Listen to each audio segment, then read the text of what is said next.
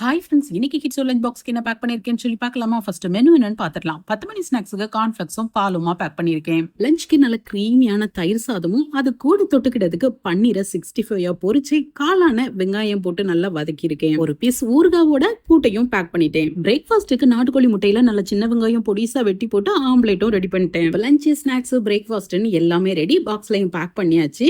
நேத்து ஒரு சின்ன இன்சிடென்ட்னால எனக்கு தோணுன ஒரு விஷயத்த உங்க கூட ஷேர் பண்ணலான்னு இருக்கேன். லைஃப்னாலே அப் அண்ட் டவுன்ஸ் நிறைய இருக்கும். ஒருவேளை நம்ம டவுன் ஆகுறோம் அப்படின்னா நாம சும்மா இருந்தாலும் நம்ம கூட இருக்கவங்க சும்மாவே இருக்க மாட்டாங்க.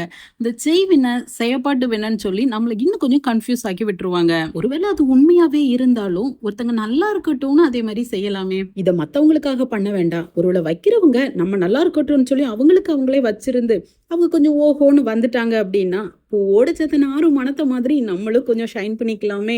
எப்படி இதெல்லாம் பண்றவங்க நம்மளை சுத்தி தான் இருப்பாங்க, நம்மளுக்கு தெரிஞ்சவங்களா தான் இருப்பாங்க. அதனால அப்படி சொன்னேன். எல்லா விஷயத்துலயும் ட்ரெண்டிங் மாடல்னு எவ்வளவோ முன்னேறிட்டு போற காலத்துல ஏன் இன்னும் பழைய விஷயத்தை இப்படி போட்டு கன்ஃபியூஸ் பண்ணிக்கிட்டாங்கன்னு தெரியல.